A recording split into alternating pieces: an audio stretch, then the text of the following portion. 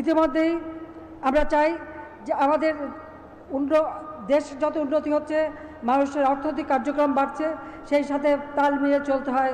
ইতিমধ্যে metro rail আমরা করে দিয়েছি এবং এটাতে একটা শেষ হয়েছে, ঢাকা শহরে আরও কয়েকটা মেট্রো রেল হবে, কিছু উপর দিয়ে যাবে, কিছু পাতাল দিয়ে যাবে, সেইভাবে কিন্তু আমরা পরিকল্পনা করেছি, সেইভাবে পরিকল্পনা মাফিক আমরা এগিয়ে যাব। এলিভেটেড এক্সপ্রেসওয়ে করে দিয়েছি, ঢাকার সঙ্গে অন্যান্য জেলা সংযোগ সেটা যাতে আরও সহজ হয় সে ব্যবস্থা করা হচ্ছে।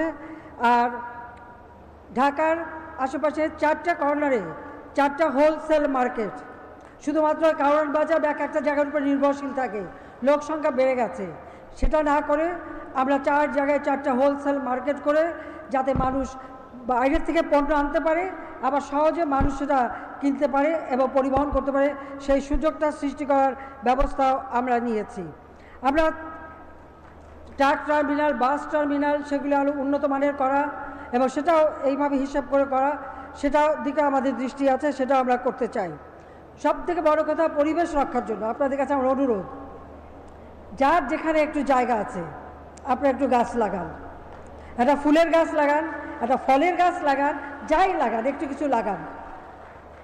ছাদ বাগান, এখন তো ছাদ বাগান একটা নতুন, এই ছাদটা যদি আপনার মাথার উপরে থাকে আপনার ঘরটা কিন্তু ঠান্ডা থাকে, কাজে সেদিকে লক্ষ্য রেখেও আপনি সেখানে একটু তরিতরকারি ফলমূল যাই করেন, নিজের হাতে বোনা একটা গাছের একটা ফল বা কিছু ছিঁড়ে নিয়ে খেতে বা দেখতে সেটাও তো ভালো লাগবে, কাজে সেইভাবে আপনারা করবেন। পাশাপাশি যাদের গ্রামের বাড়ি আছে সেখানেও যেন এই কোনো অনাবাদি জমি না থাকে সেদিকে বিশেষভাবে দৃষ্টি দেবেন। ইতিমধ্যে আমরা যেমন আমাদের যারা পরিচ্ছন্ন কর্মী তাদের ফ্ল্যাট করে দিচ্ছি, আবার বস্তিবাসীদের জন্য ভাড়া ভিত্তিক ফ্ল্যাট নির্মাণ করে দিচ্ছি। যে বস্তিতে যে ভাড়ায় থাকে সেরকমই ভাড়া দিতে হবে, কিন্তু থাকবে তারা ফ্ল্যাটে। শুধু বড় লোকরা ফ্ল্যাটে থাকবে সেটা তো হতে পারে না, আবার ওই রিক্সাওয়ালা থেকে শুরু করে দিনমজুরও ফ্ল্যাটে থাকবে। আমরা সেইভাবেই স্বল্প ভাড়া, কেউ যদি প্রতিদিনের ভাড়া দিতে চায় সে ব্যবস্থা আছে, কেউ যদি 7 দিনে ভাড়া দিতে চায় সে ব্যবস্থা হবে, কেউ মাসে ভাড়া দিতে চাইলে সে ব্যবস্থা হবে। সেইভাবেই আমরা ইতিমধ্যে 300 পরিবার তুলেছি। আস্তে আস্তে আমরা ঢাকায় কোনো বস্তি, ওই কাঁচা বস্তি, অস্বাস্থ্যকর অসুস্থ পরিবেশ থাকবে না, সুন্দর পরিবেশে সবাই বসবাস করবে, সেইভাবে করে দেব।